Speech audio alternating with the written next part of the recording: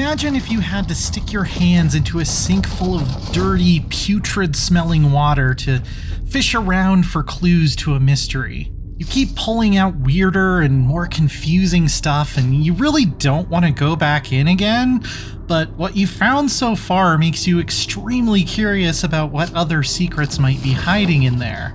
That's the best way I can describe the overall experience of playing Scorn, a first-person puzzle game about exploring the ruins of a dead civilization. With a mesmerizing biomechanical aesthetic inspired by the likes of H.R. Geiger and Harlan Ellison's I Have No Mouth and I Must Scream, it's far more disturbing and unsettling than it is horrifying, but the vibes it creates can be very potent.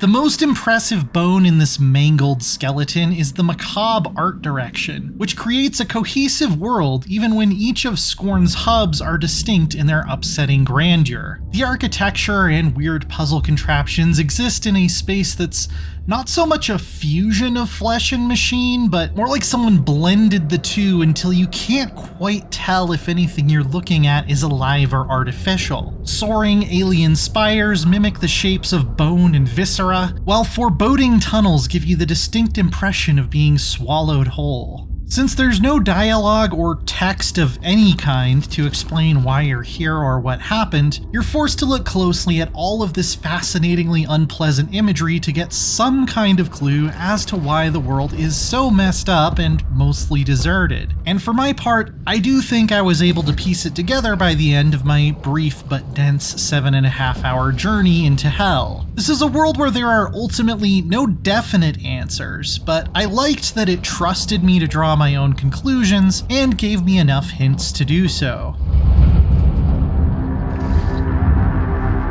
Scorn stars an equally enigmatic zombie thing who wakes up in the middle of this mess and sets about solving some moderately challenging puzzles with no stated mission other than to keep moving forward. The otherworldly, mist-like contraptions aren't exactly Mensa-level brain teasers, but some of them were tricky enough that I felt pretty satisfied when I finally caught on to their workings. Thus, it's purely curiosity that motivated me to keep going. This nameless homunculus, or whatever he is, presents me with the same question as the expanse around him. Is any of this even worth saving? And an unskippable cutscene early on seems to suggest that no, he isn't. So I didn't really develop any sense of self-preservation or hope for salvation. This place and this character probably got what they deserved. I just wanted to see what was beyond the next ribcage door.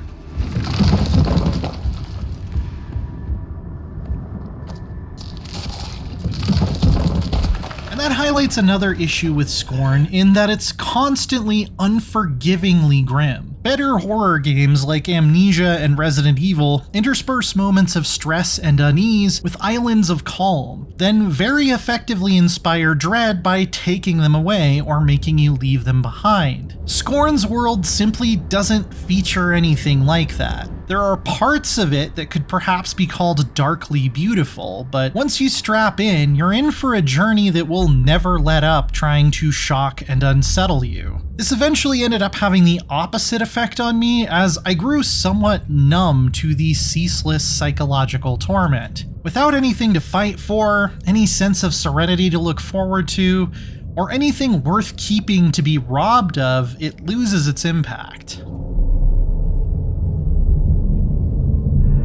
Still, I have to applaud the singular, clear vision behind every sight and sound. There's not so much a traditional soundtrack to Scorn as there is a subtle electronic texture that deserves to be experienced on some nice surround sound headphones with good bass.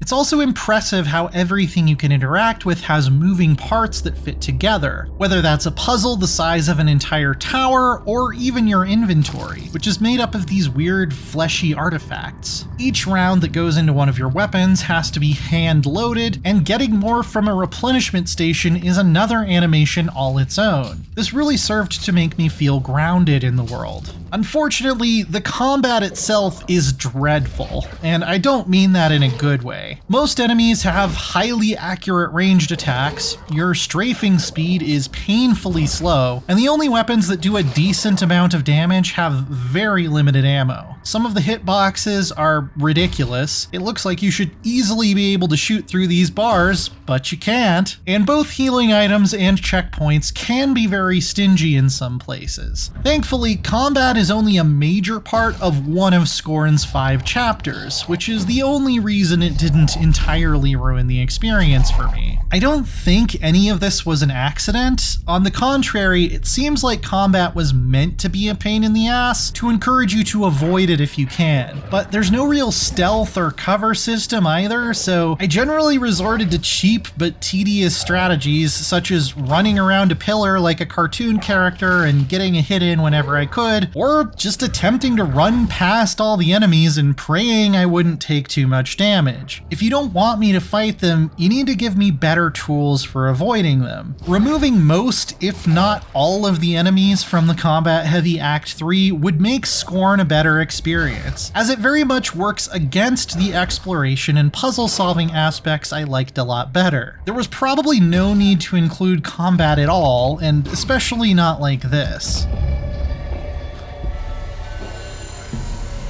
If Scorn were much longer than it is, I think it would have overstayed its welcome. But the fact that it's such a bite-sized sprint through the grisly and surreal made it memorable and satisfying. The frustrating combat mercifully only haunts a fraction of the playtime, but the superb, darkly mystifying art direction and ambient soundtrack suffuse the whole thing like rancid blood, bringing a creaky corpse back to life. It's an uneasy, sometimes disorienting experience from end to end, yet it's one I don't regret plunging into.